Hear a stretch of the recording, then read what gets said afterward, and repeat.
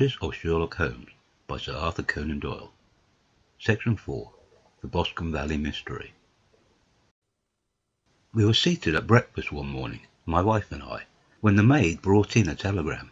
It was from Sherlock Holmes, and ran in this way. Have you a couple of days to spare? Have just been wired for from the west of England in connection with Boscombe Valley tragedy. Shall be glad if you will come with me.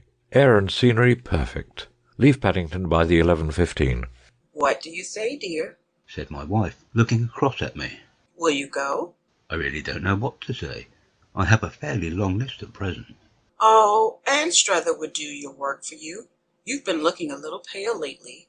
I think the change would do you good, and you're always so interested in Mr. Sherlock Holmes's cases. I should be ungrateful if I were not, seeing what I have gained through one of them, I answered.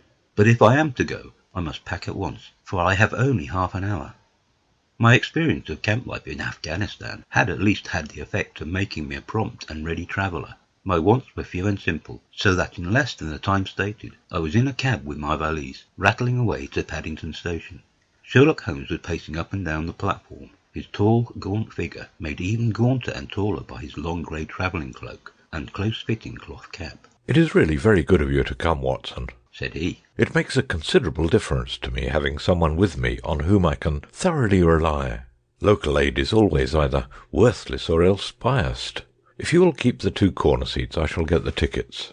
We had the carriage to ourselves, save for an immense litter of papers which Holmes had brought with him. Among these he rummaged and read, with intervals of note-taking and of meditation, until we were past Reading. Then he suddenly rolled them all into a gigantic ball and tossed them up onto the rack. Have you heard anything of the case? He asked. Not a word. I have not seen a paper for some days. The London press has not had very full accounts. I have just been looking through all the recent papers in order to master the particulars. It seems, from what I gather, to be one of those simple cases which are so extremely difficult. That sounds a little paradoxical. But it is profoundly true. Singularity is almost invariably a clue. The more featureless and commonplace a crime is, the more difficult it is to bring it home. In this case, however, they have established a very serious case against the son of the murdered man. It is a murder, then? Well, it is conjectured to be so. I shall take nothing for granted until I have the opportunity of looking personally into it. I will explain the state of things to you, as far as I have been able to understand it, in a very few words. Boscombe Valley is a country district not very far from Ross, in Herefordshire. The largest landed proprietor in that part is a Mr. John Turner, who made his money in Australia and returned some years ago to the old country. One of the farms which he held, that of Hatherley, was let to Mr. Charles McCarthy, who was also an ex-Australian. The men had known each other in the colonies, so that it was not unnatural that when they came to settle down they should do so as near each other as possible. Turner was apparently the richer man, so McCarthy became his tenant, but still remained, it seems, upon terms of perfect equality, as they were frequently together. McCarthy had one son, a lad of 18, and Turner had an only daughter of the same age, but neither of them had wives living. They appear to have avoided the society of the neighbouring English families, and to have led retired lives, though both the McCarthys were fond of sport, and were frequently seen at the race meetings of the neighbourhood. McCarthy kept 2 servants, a man and a girl. Turner had a considerable household, some half-dozen at the least. That is as much as I have been able to gather about the families. Now for the facts. On June the 3rd, that is, on Monday last, McCarthy left his house at Hatherley about 3 in the afternoon, and walked down to the Boscombe Pool, which is a small lake formed by the spreading out of the stream which runs down the Boscombe Valley. He had been out with his serving man in the morning at Ross, and he had told the man that he must hurry, as he had an appointment of importance to keep at 3. From that appointment he never came back alive. From Hatherley farmhouse to the Boscombe Pool is 1/4 mile, and 2 people saw him as he passed over this ground. One was an old woman, whose name is not mentioned, and the other was William Crowder, a gamekeeper in the employ of Mr. Turner. Both these witnesses depose that Mr. McCarthy was walking alone. The gamekeeper adds that within a few minutes of his seeing Mr. McCarthy pass, he had seen his son, Mr. James McCarthy, going the same way with a gun under his arm. To the best of his belief, the father was actually in sight at the time, and the son was following him. He thought no more of the matter until he heard in the evening of the tragedy that had occurred. The two McCarthys were seen after the time when William Crowder, the gamekeeper, lost sight of them. The Boscombe pool is thickly wooded round, with just a fringe of grass and of reeds round the edge. A girl of 14, Patience Moran, who is the daughter of the lodgekeeper of the Boscombe Valley estate, was in one of the woods picking flowers.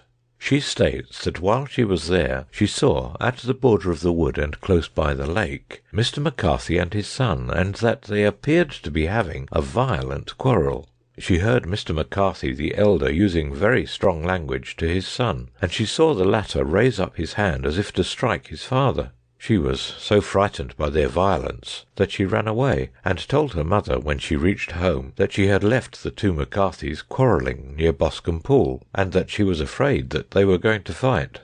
She had hardly said the words when young Mr. McCarthy came running up to the lodge to say that he had found his father dead in the wood, and to ask for the help of the lodgekeeper. He was much excited, without either his gun or his hat, and his right hand and sleeve were observed to be stained with fresh blood. On following him, they found the dead body stretched out upon the grass beside the pool. The head had been beaten in by repeated blows of some heavy and blunt weapon. The injuries were such as might very well have been inflicted by the butt end of his son's gun, which was found lying on the grass within a few paces of the body. Under these circumstances the young man was instantly arrested, and a verdict of wilful murder having been returned at the inquest on Tuesday, he was on Wednesday brought before the magistrates at Ross, who have referred the case to the next assizes. Those are the main facts of the case as they came out before the coroner and the police court. I could hardly imagine a more damning case, I remarked. If ever circumstantial evidence pointed to a criminal, it does so here. Circumstantial evidence is a very tricky thing, answered Holmes thoughtfully. It may seem to point very straight to one thing, but if you shift your own point of view a little, you may find it pointing in an equally uncompromising manner to something entirely different. It must be confessed, however, that the case looks exceedingly grave against the young man, and it is very possible that he is indeed the culprit. There are several people in the neighbourhood, however, and among them Miss Turner, the daughter of the neighbouring landowner, who believe in his innocence, and who have retained Lestrade, whom you may recollect in connection with the study in scarlet, to work out the case in his interest.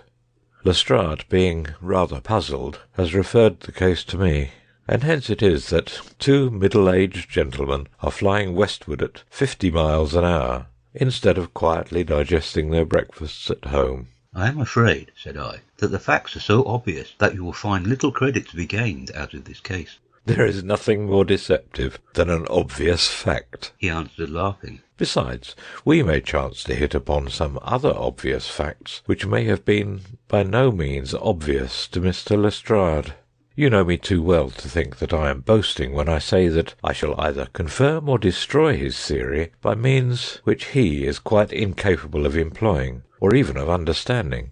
To take the first example to hand, I very clearly perceive that in your bedroom the window is upon the right-hand side, and yet I question whether Mr. Lestrade would have noted even so self-evident a thing as that. How on earth? My dear fellow, I know you well.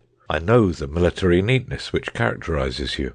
You shave every morning, and in this season you shave by the sunlight. But since your shaving is less and less complete as we get farther back on the left side, until it becomes positively slovenly as we get round the angle of the jaw, it is surely very clear that that side is less illuminated than the other. I could not imagine a man of your habits looking at himself in an equal light and being satisfied with such a result.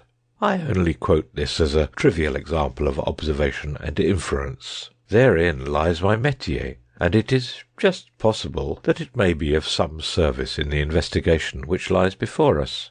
There are one or two minor points which were brought out in the inquest, and which are worth considering. What are they? It appears that his arrest did not take place at once, but after the return to Hatherley Farm.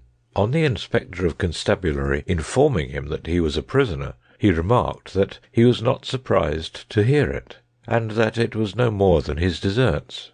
This observation of his had the natural effect of removing any traces of doubt which might have remained in the minds of the coroner's jury. "It was a confession," I ejaculated. No, for it was followed by a protestation of innocence. Coming on top of such a damning series of events, it was at least a most suspicious remark. On the contrary, said Holmes. It is the brightest rift which I can at present see in the clouds. However innocent he might be, he could not be such an absolute imbecile as not to see that the circumstances were very black against him. Had he appeared surprised at his own arrest, or feigned indignation at it, I should have looked upon it as highly suspicious, because such surprise or anger would not be natural under the circumstances, and yet might appear to be the best policy to a scheming man. His frank acceptance of the situation marks him as either an innocent man, or else as a man of considerable self-restraint and firmness.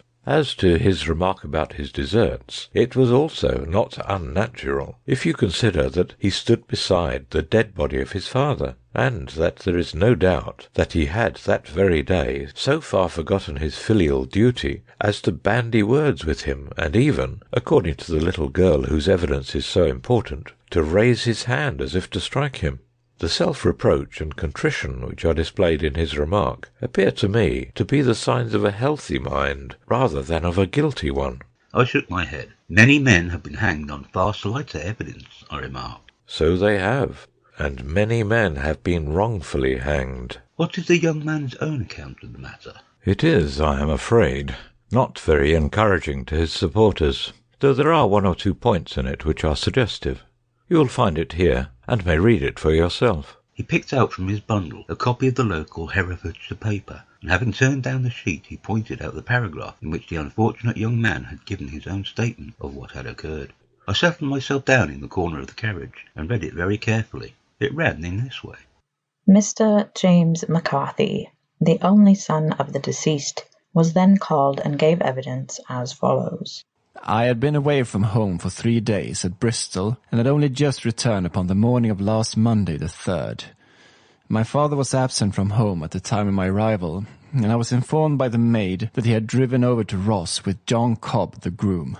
Shortly after my return, I heard the wheels of his trap in the yard, and looking out of my window, I saw him get out and walk rapidly out of the yard, though I was not aware in which direction he was going. I then took my gun and strolled out in the direction of the Boscombe pool with the intention of visiting the rabbit warren, which is upon the other side. On my way I saw William Crowder, the gamekeeper, as he had stated in his evidence, but he is mistaken in thinking that I was following my father. I had no idea that he was in front of me. When about 100 yards from the pool, I heard a cry of cooee, which was the usual signal between my father and myself. I then hurried forward and found him standing by the pool. He appeared to be much surprised at seeing me and asked me rather roughly what I was doing there. A conversation ensued, which led to high words and almost to blows, for my father was a man of very violent temper. Seeing that his passion was becoming ungovernable, I left him and returned towards Hatherley Farm. I had not gone more than 150 yards, however, when I heard a hideous outcry behind me, which caused me to run back again. I found my father expiring upon the ground, with his head terribly injured. I dropped my gun and held him in my arms, but he almost instantly expired. I knelt beside him for some minutes, and then made my way to Mr. Turner's lodgekeeper, his house being the nearest, to ask for assistance. I saw no one near my father when I returned, and I have no idea how he came by his injuries. He was not a popular man, being somewhat cold and forbidding in his manners, but he had, as far as I know, no active enemies. I know nothing further of the matter. The coroner. Did your father make any statement to you before he died? Witness. He mumbled a few words, but I could only catch some allusion to a rat. The coroner. What did you understand by that? Witness. It conveyed no meaning to me. I thought that he was delirious. The coroner. What was the point upon which you and your father had this final quarrel? Witness. I should prefer not to answer. The coroner. I am afraid that I must press it. Witness.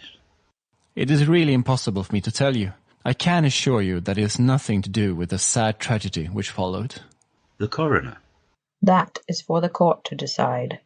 I need not point out to you that your refusal to answer will prejudice your case considerably in any future proceedings which may arise. Witness. I must still refuse. The coroner. I understand that the cry of "Coo-ee" was a common signal between you and your father. Witness. It was. The coroner.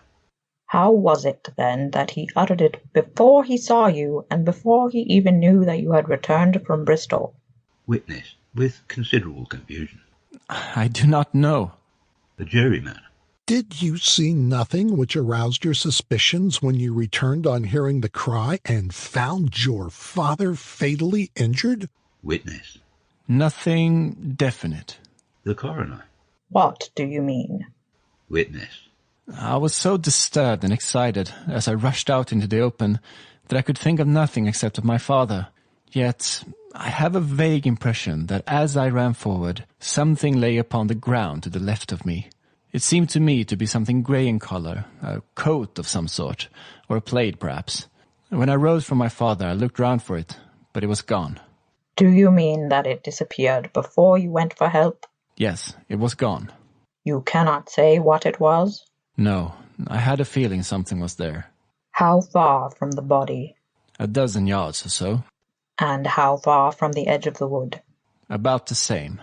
Then, if it was removed, it was while you were within 12 yards of it? Yes, but with my back towards it. This concluded the examination of the witness. I see, said I, as I glanced down the column, that the coroner in his concluding remarks was rather severe upon young McCarthy. He calls attention, and with reason, to the discrepancy about his father having signalled to him before seeing him, also to his refusal to give details of his conversation with his father, and his singular account of his father's dying words. They are all, as he remarks, very much against the son. Holmes laughed softly to himself and stretched himself out upon the cushioned seat. Both you and the coroner have been at some pains, said he, to single out the very strongest points in the young man's favour. Don't you see that you alternately give him credit for having too much imagination and too little? Too little if he could not invent a cause of quarrel which would give him the sympathy of the jury. Too much if he evolved from his own inner consciousness anything so outré as a dying reference to a rat, and the incident of the vanishing cloth. No, sir, I shall approach this case from the point of view that what this young man says is true, and we shall see whither that hypothesis will lead us. And now, here is my pocket Petrarch, and not another word shall I say of this case until we are on the scene of action. We lunch at Swindon, and I see that we shall be there in 20 minutes. It was nearly 4 o'clock when we at last, after passing through the beautiful Stroud Valley and over the broad gleaming Severn, we found ourselves at the pretty little country town of Ross. A lean, ferret-like man, furtive and sly-looking, was waiting for us upon the platform. In spite of the light brown dustcoat and leather leggings which he wore in deference to his rustic surroundings, I had no difficulty in recognising Lestrade of Scotland Yard. With him we drove to the Hereford Arms, where a room had already been engaged for us. "I have ordered a carriage," said Lestrade as we sat over a cup of tea. "I knew your energetic nature, and that you would not be happy until you had been on the scene of the crime." It was very nice and complimentary of you, Holmes answered. It is entirely a question of barometric pressure. Lestrade looked startled. "I do not quite follow," he said. How is the glass? 29, I see. No wind and not a cloud in the sky. I have a case full of cigarettes here which need smoking, and the sofa is very much superior to the usual country hotel abomination. I do not think that it is probable that I shall use the carriage tonight. Lestrade laughed indulgently. "You have, no doubt, already formed your conclusions from the newspapers," he said. "The case is as plain as a pikestaff, and the more one goes into it, the plainer it becomes. Still, of course, one can't refuse a lady, and such a very positive one too. She has heard of you, and would have your opinion, though I repeatedly told her that there was nothing which you could do which I had not already done. Why, bless my soul, here is her carriage at the door." He had hardly spoken before there rushed into the room one of the most lovely young women that I have ever seen in my life, her violet eyes shining, her lips parted, a pink flush upon her cheeks. all thought of her natural reserve lost in her overpowering excitement and concern. "Oh, Mr. Sherlock Holmes!" she cried, glancing from one to the other robbers, and finally, with a woman's quick intuition, fastening upon my companion. "I am so glad that you have come. I have driven down to tell you so. I know that James didn't do it. I know it, and I want you to start upon your work knowing it too. Never let yourself doubt upon that point. We have known each other since we were little children, and I know his faults as no one else does. But he is too tender-hearted to hurt a fly. Such a charge is absurd to anyone who really knows him."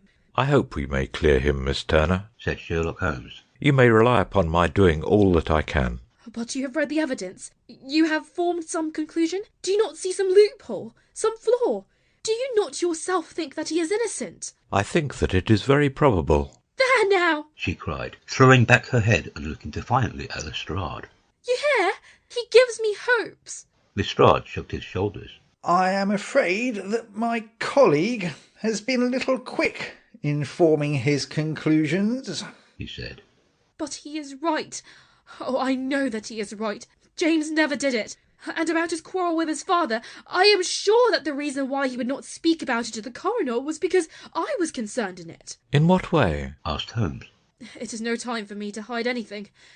James and his father had many disagreements about me. Mr. McCarthy was very anxious that there should be a marriage between us. James and I have always loved each other as brother and sister, but of course he is young, and has seen very little of life yet, and, well, he naturally did not wish to do anything like that yet. So there were quarrels, and this, I am sure, was one of them." And your father? Asked Holmes. Was he in favour of such a union? "No, he was averse to it also. No one but Mr. McCarthy was in favour of it." A quick blush passed over her fresh young face as Holmes shot one of his keen, questioning glances at her. Thank you for this information, said he. May I see your father if I call tomorrow? "I am afraid the doctor won't allow it." The doctor? "Yes, have you not heard? Poor father has never been strong for years back, but this has broken him down completely. He is taken to his bed, and Dr. Willow says that he is a wreck, and that his nervous system is shattered. Mr. McCarthy was the only man alive who had known Dad in the old days in Victoria." Ha!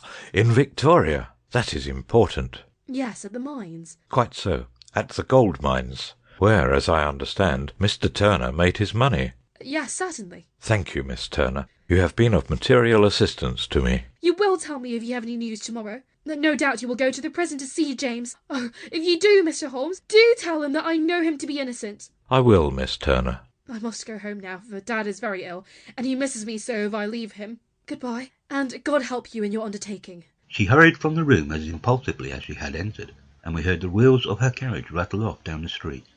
I am ashamed of you, Holmes, said Lestrade with dignity after a few minutes' silence. Why should you raise up hopes which you are bound to disappoint? I am not over tender of heart, but I call it cruel. I think that I see my way to clearing James McCarthy, said Holmes. Have you an order to see him in prison? Yes, but only for you and me. Then I shall reconsider my resolution about going out. We have still time to take a train to Hereford and see him tonight. Ample. Then let us do so. Watson, I fear that you will find it very slow, but I shall only be away a couple of hours. I walked down to the station with them, and then wandered through the streets of the little town, finally returning to the hotel, where I lay upon the sofa and tried to interest myself in a yellow-backed novel. The puny plot of the story was so thin, however, when compared to the deep mystery through which we were groping, and I found my attention wander so continually from the action to the fact, that I at last flung it across the room and gave myself up entirely to a consideration of the events of the day.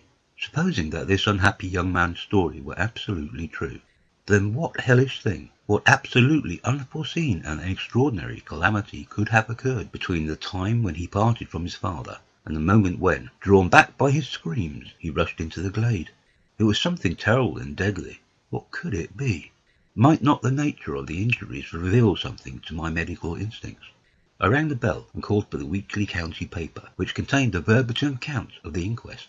In the surgeon's deposition, it was stated that the posterior third of the left parietal bone and the left half of the occipital bone had been shattered by a heavy blow from a blunt weapon. I marked the spot upon my own head. Clearly such a blow must have been struck from behind. That was to some extent in favour of the accused, as when seen quarrelling he was face to face with his father. Still, it did not go for very much, for the older man might have turned his back before the blow fell. Still, it might be worthwhile to call Holmes's attention to it. Then there was the peculiar dying reference to a rat. What could that mean? It could not be delirium. A man dying from a sudden blow does not commonly become delirious. No, it was more likely to be an attempt to explain how he met his fate. But what could it indicate? I cudgelled my brains to find some possible explanation, and then the incident of the grey cloth, seen by young McCarthy. If that were true, the murderer must have dropped some part of his dress, presumably his overcoat, in his flight, and must have had the hardihood to return and carry it away at the instant when the son was kneeling with his back turned not a dozen paces off.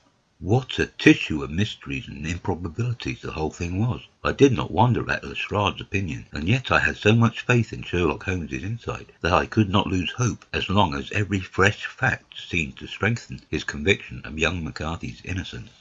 It was late before Sherlock Holmes returned. He came back alone, for Lestrade was staying in lodgings in the town. "The glass still keeps very high," he remarked as he sat down. "It is of importance that it should not rain before we are able to go over the ground. On the other hand, a man should be at his very best and keenest for such nice work as that, and I did not wish to do it when fagged by a long journey. I have seen young McCarthy." "And what did you learn from him?" "Nothing." "Could he throw no light?" "None at all. I was inclined to think at one time that he knew who had done it, and was screening him or her, but I am convinced now that he is as puzzled as everyone else. He is not a very quick-witted youth, though comely to look at, and, I should think, sound at heart." "I cannot admire his taste," I remarked, "if it is indeed a fact that he was averse to a marriage with so charming a young lady as this Miss Turner." "Ah, thereby hangs a rather painful tale. This fellow is madly, insanely in love with her. But some 2 years ago, when he was only a lad, and before he really knew her, for she had been away 5 years at a boarding school, what does the idiot do but get into the clutches of a barmaid in Bristol, and marry her at a registry office? No one knows a word of the matter, but you can imagine how maddening it must be to him to be upbraided for not doing what he would give his very eyes to do, but what he knows to be absolutely impossible. It was sheer frenzy of this sort which made him throw his hands up into the air when his father, at their last interview, was goading him on to propose to Miss Turner. On the other hand, he had no means of supporting himself, and his father, who was, by all accounts, a very hard man, would have thrown him over utterly had he known the truth. It was with his barmaid wife that he had spent the last 3 days in Bristol, and his father did not know where he was. Mark that point. It is of importance. Good has come out of evil, however, for the barmaid, finding from the papers that he is in serious trouble and likely to be hanged, has thrown him over utterly, and has written to him to say that she has a husband already in the Bermuda dockyard, so that there is really no tie between them. I think that that bit of news has consoled young McCarthy for all that he has suffered." "But if he is innocent, who has done it?" "Ah, who? I would call your attention very particularly to 2 points. One is that the murdered man had an appointment with someone at the pool, and that the someone could not have been his son, for his son was away, and he did not know when he would return. The second is that the murdered man was heard to cry cooey before he knew that his son had returned. Those are the crucial points upon which the case depends. And now let us talk about George Meredith, if you please, and we shall leave all minor matters until tomorrow." There was no rain, as Holmes had foretold, and the morning broke bright and cloudless. At 9 o'clock Lestrade called for us with the carriage, and we set off for Heatherley Farm and the Boscombe Pool. "There is serious news this morning," Lestrade observed. "It is said that Mr. Turner of the Hall is so ill that his life is despaired of." "An elderly man, I presume?" said Holmes. "About 60, but his constitution has been shattered by his life abroad, and he has been in failing health for some time. This business has had a very bad effect upon him. He was an old friend of McCarthy's, and, I may add, a great benefactor to him, for I have learned that he gave him Hatherley Farm rent-free." "Indeed." That is interesting, said Holmes. Oh, yes. In 100 other ways he has helped him. Everybody about here speaks of his kindness to him. Really?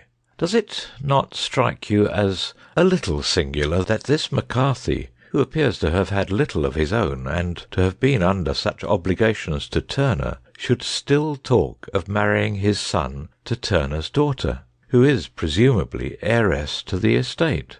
And that in such a very cocksure manner, as if it were merely a case of proposal, and all else would follow. It is the more strange, since we know that Turner himself was averse to the idea.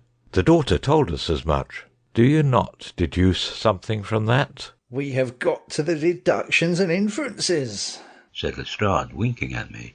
I find it hard enough to tackle facts, Holmes, without flying away after theories and fancies. You are right, said Holmes demurely. You do find it very hard to tackle the facts. Anyhow, I have grasped one fact which you seem to find it difficult to get hold of, replied Lestrade with some warmth. And that is? That McCarthy Sr. met his death from McCarthy Jr., and that all theories to the contrary are the merest moonshine. Well, moonshine is a brighter thing than fog, said Holmes, laughing. But I am very much mistaken if this is not Hatherley Farm upon the left. Yes, that is it.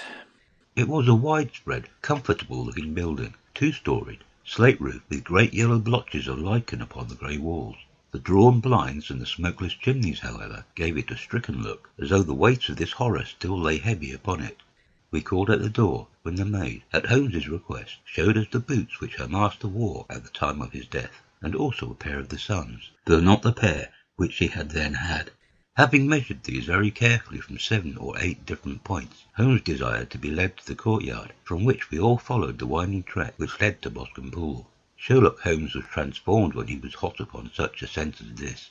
Men who had only known the quiet thinker and logician of Baker Street would have failed to recognise him. His face flushed and darkened, his brows were drawn into 2 hard black lines, while his eyes shone out from beneath them with a steely glitter.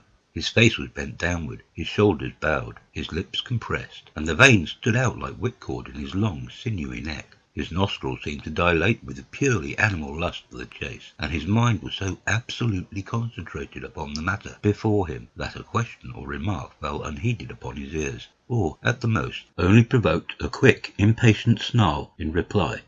Swiftly and silently he made his way along the track which ran through the meadows, and so by way of the woods to the Boscombe Pool.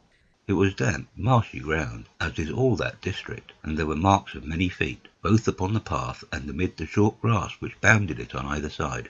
Sometimes Holmes would hurry on, sometimes stop dead, and once he made quite a little detour into the meadow. Lestrade and I walked behind him, the detective indifferent and contemptuous, while I watched my friend with the interest which sprang from the conviction that every one of his actions was directed towards a definite end. The Boscombe Pool, which is a little reed-girt sheet of water some 50 yards across, is situated at the boundary between the Hatherley Farm and the private park of the wealthy Mr. Turner. Above the woods which lined it upon the farther side, we could see the red, jutting pinnacle which marked the site of the rich landowner's dwelling. On the Hatherley side of the pool, the woods grew very thick, and there was a narrow belt of sodden grass 20 paces across, between the edge of the trees and the reeds which lined the lake. Lestrade showed us the exact spot at which the body had been found, and, indeed, so moist was the ground that I could plainly see the traces which had been left by the fall of the stricken man. To Holmes, as I could see by his eager face and peering eyes, very many other things were to be read upon the trampled grass. He ran round, like a dog who is picking up a scent, and then turned upon my companion. What did you go into the pool for? He asked. I fished about with a rake. I thought there might be some weapon or other trace, but how on earth? Oh, I have no time. That left foot of yours with its inward twist is all over the place. A mole could trace it, and there it vanishes among the reeds. Oh, how simple it would all have been had I been here before they came, like a herd of buffalo, and wallowed all over it. Here is where the party with the lodge-keeper came, and they have covered all tracks for 6 or 8 feet round the body. But here are 3 separate tracks of the same feet. He drew out a lens and lay down upon his waterproof to have a better view, talking all the time, rather to himself than to us. These are young McCarthy's feet. Twice he was walking, and once he ran swiftly, so that the soles are deeply marked and the heels hardly visible. That bears out his story. He ran when he saw his father on the ground. Then here are the father's feet as he paced up and down. What is this, then? It is the butt end of the gun, as the son stood listening. And this? Ha ha! What have we here? Tiptoes, tiptoes, square too, quite unusual boots. They come, they go. They come again. Of course, that was for the cloak. Now, where did they come from? He ran up and down, sometimes losing, sometimes finding the track, until we were well within the edge of the wood and under the shadow of a great beech, the largest tree in the neighbourhood. Holmes traced his way to the farther side of this, and lay down once more upon his face, with a little cry of satisfaction. For a long time he remained there, turning over the leaves and dried sticks, gathering up what seemed to me to be dust into an envelope, and examining with his lens not only the ground, but even the bark of the tree as far as he could reach. A jagged stone was lying among the moss, and this also he carefully examined and retained. Then he followed a pathway through the wood until he came to the high road, where all traces were lost. It has been a case of considerable interest, he remarked, returning to his natural manner. I fancy that this grey house on the right must be the lodge. I think that I will go in and have a word with Moran, and perhaps write a little note. Having done that, we may drive back to our luncheon. You may walk to the cab, and I shall be with you presently. It was about 10 minutes before we regained our cab and drove back into Ross, Holmes still carrying with him the stone which he had picked up in the wood. This may interest you, Lestrade, he remarked, holding it out. The murder was done with it. I see no marks. There are none. How do you know, then? The grass was growing under it. It had only lain there a few days. There was no sign of a place whence it had been taken. It corresponds with the injuries. There is no sign of any other weapon. And the murderer? Is a tall man, left-handed, limps with the right leg, wears thick-soled shooting boots and a grey cloak, smokes Indian cigars, uses a cigar holder, and carries a blunt penknife in his pocket. There are several other indications, but these may be enough to aid us in our search. Lestrade laughed. I am afraid that I am still a sceptic, he said. Theories are all very well, but we have to deal with a hard-headed British jury. Nous verrons, answered Holmes calmly. You work your own method, and I shall work mine. I shall be busy this afternoon, and shall probably return to London by the evening train. And leave your case unfinished? No, finished. But the mystery? It is solved. Who was the criminal, then? The gentleman I describe. But who is he? Surely it would not be difficult to find out. This is not such a populous neighbourhood. Lestrade shrugged his shoulders. I am a practical man, he said, and I really cannot undertake to go about the country looking for a left-handed gentleman with a game leg. I should become the laughing-stock of Scotland Yard. All right, said Holmes quietly. I have given you the chance. Here are your lodgings. Goodbye. I shall drop you a line before I leave. Having left Lestrade at his rooms, we drove to our hotel, where we found lunch upon the table. Holmes was silent and buried in thought, with a pained expression upon his face, as one who finds himself in a perplexing position. Look here, Watson, he said when the cloth was cleared. Just sit down in this chair, and let me preach to you for a little. I don't know quite what to do, and I should value your advice. Light a cigar and let me expound. Pray do so. Well now, in considering this case, there are 2 points about young McCarthy's narrative which struck us both instantly, although they impressed me in his favour and you against him. One was the fact that his father should, according to his account, cry "cooey" before seeing him. The other was his singular dying reference to a rat. He mumbled several words, you understand, but that was all that caught the son's ear. Now, from this double point our research must commence, and we will begin it by presuming that what the lad says is absolutely true. What of this cooey, then? Well, obviously it could not have been meant for the son. The son, as far as he knew, was in Bristol. It was mere chance that he was within earshot. The cooey was meant to attract the attention of whoever it was that he had the appointment with. But cooee is a distinctly Australian cry, and one which is used between Australians. There is a strong presumption that the person whom McCarthy expected to meet him at Boscombe Pool was someone who had been in Australia. What of the rat, then? Sherlock Holmes took a folded paper from his pocket and flattened it out on the table. This is a map of the colony of Victoria, he said. I wired to Bristol for it last night. He put his hand over part of the map. What do you read? Arat, I read. And now? He raised his hand. Ballarat. Quite so. That was the word the man uttered, and of which his son only caught the last 2 syllables. He was trying to utter the name of his murderer, so-and-so of Ballarat. It is wonderful, I exclaimed. It is obvious. And now, you see, I had narrowed the field down considerably. The possession of a grey garment was a third point, which, granting the son's statement to be correct, was a certainty.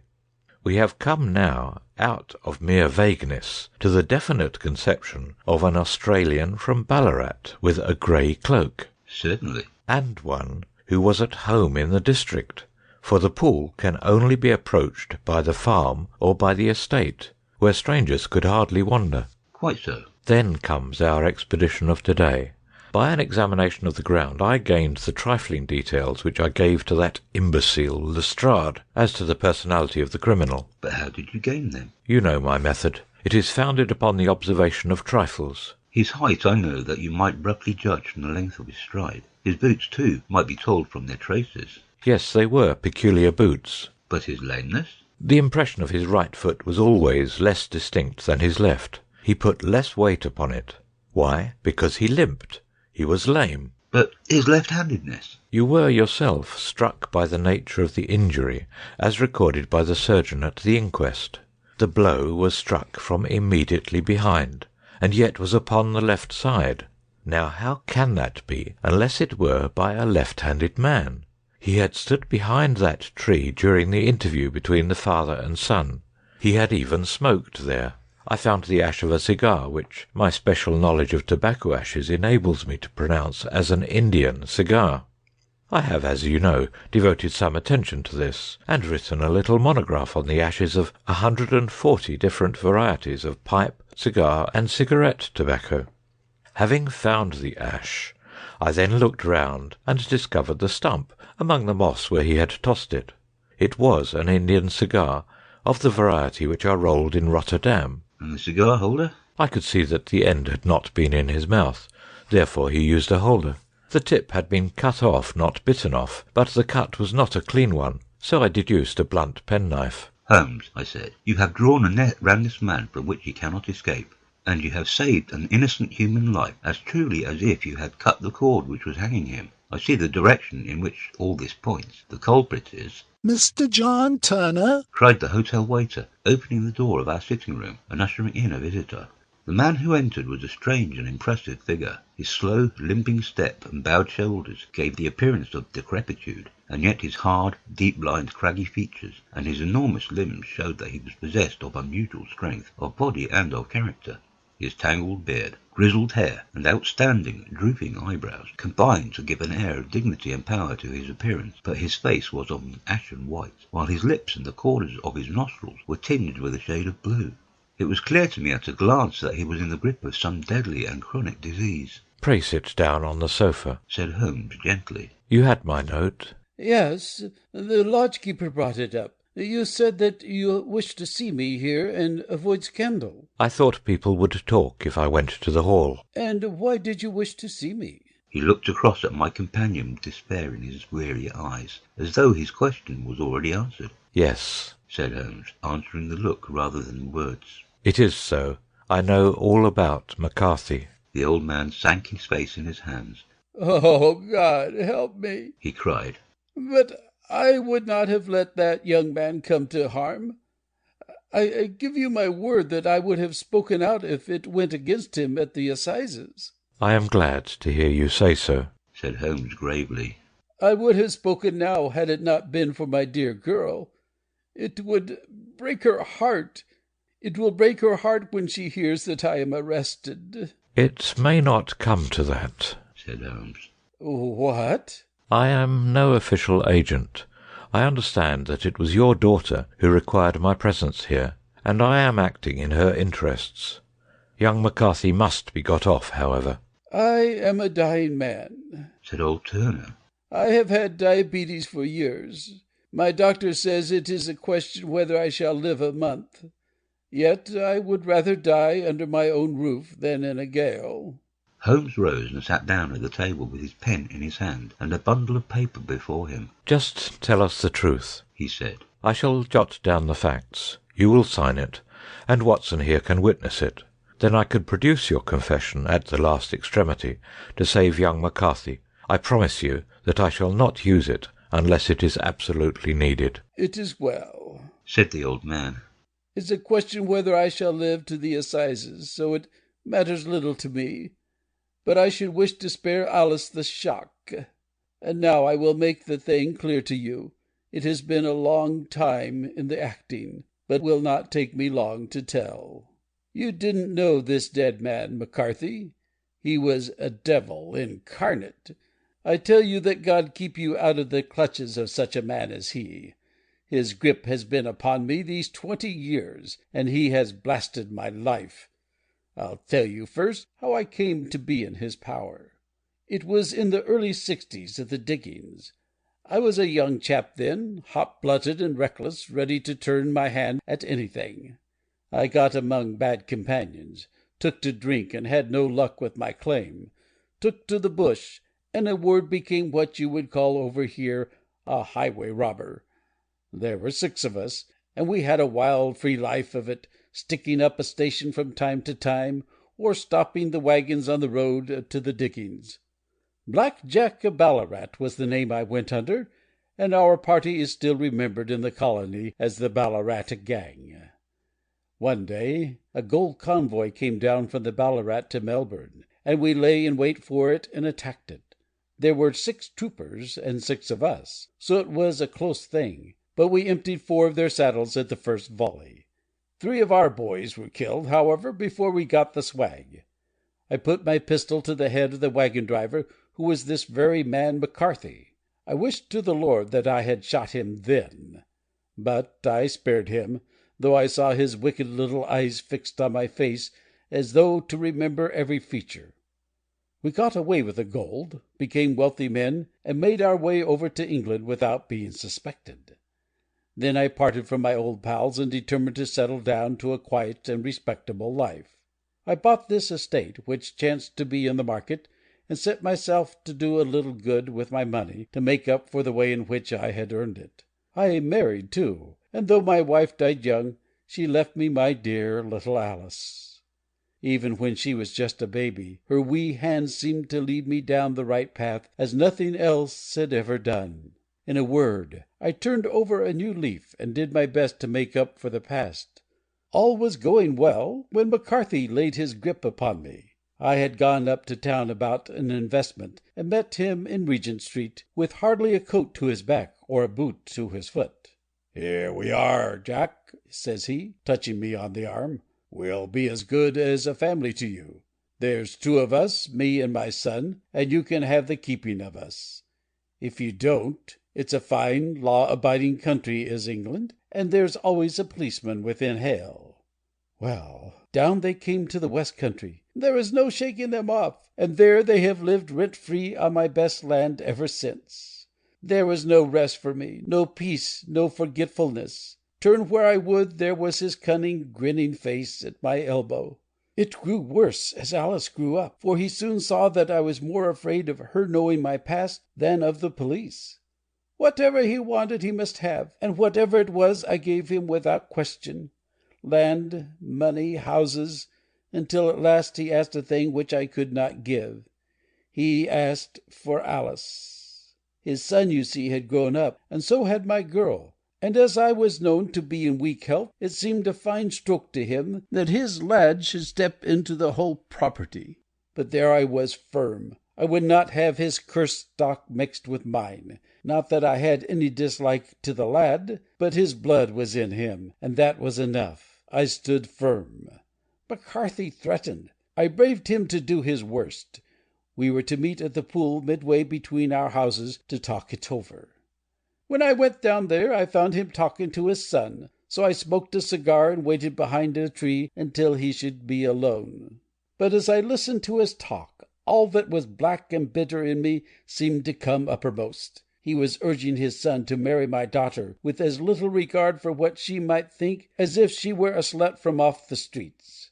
It drove me mad to think that I and all that I held most dear should be in the power of such a man as this.